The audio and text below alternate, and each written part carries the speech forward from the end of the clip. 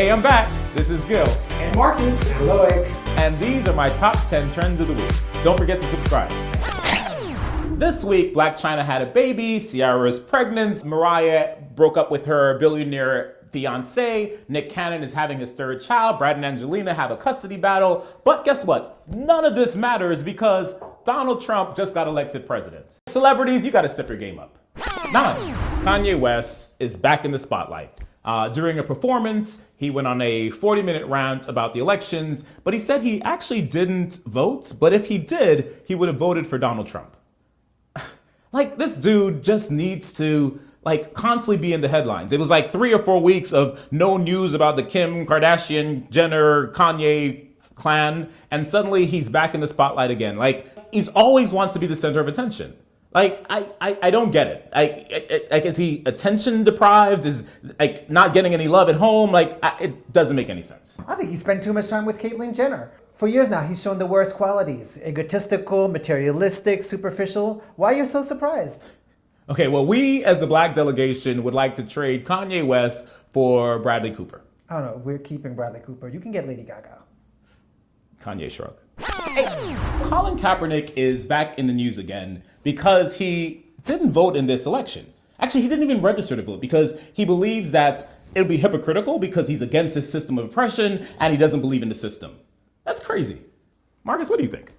I actually don't agree with that. That detracts from the real issue. The real issue is that there are still those who dehumanize Black and brown bodies, and police brutality is still running rampant in this country. Everything that Colin Kaepernick stood for, or rather didn't stand for, those issues still matter. Black lives matter. Right, but if you don't participate in the system, then you're complicit to what actually happens. The only way to change the system is actually to participate. Ta-da!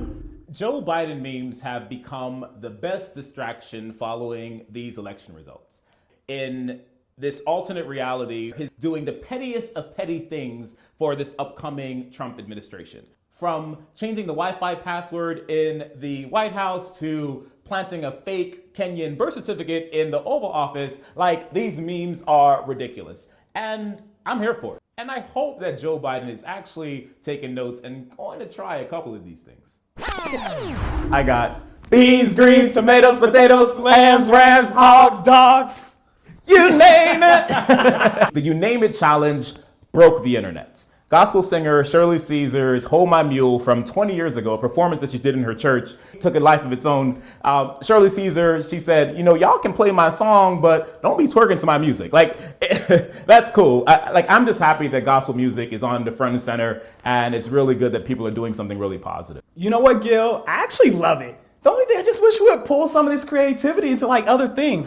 Let's build wealth. Let's create new jobs. Okay. It's just a song. It's just a beam. Let them have fun. Beans, greens, potatoes, tomato. Twitter decided to remove the handles of many people tied to the alt-right movement. The alt-right spews things like white supremacy and anti-Semitism, and this is a violation of Twitter's usage and policies. My take is, what took you so long? But I'm actually happy that corporations have finally grown the backbone that it seems that government and mainstream media have lost. 4. Following the results of the election, you had thousands of people taken to the streets in protest against Donald Trump, mainly in the Democratic cities of New York and Los Angeles, but also Portland, Oregon, where they were kind of violent. It's great to see that most people are exercising their right to protest, but the fact of the matter is, are they really protesting or are they really just venting? It doesn't matter whether they're venting or protesting. Everybody's in shock right now. We need to show that we disagree with not only the rhetoric that was used during the campaign, but the different threats towards minorities, human rights, international law, and really the dangerous people that he's putting in his cabinet. So we're gonna have to be out there protesting probably for the next 4 years. 4 years? 4 weeks, I don't know. 3. BET aired Love and Happiness, a tribute to President Barack Obama. BET does tribute shows better than anyone else. It was a star-studded affair filled with Black celebrities and Bradley Cooper. The highlight for me was when Yolanda Adams joins Common on the song Glory from the movie Selma. And what this song really represents to me is the fundamental hopefulness of the African American experience. Yolanda sang the line from the chorus where it says, "One day when the glory comes, it'll be ours." And this is ironic because while we're celebrating the first African American president, we still know that there's more work to be done.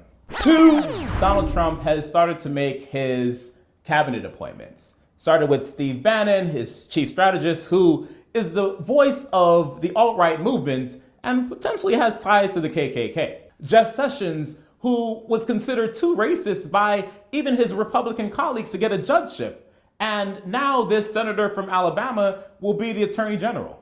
Donald Trump ran on the fact that he was going to drain the swamp on Washington insiders and corruption, but it feels like he's just filling it with a bunch of certified racists.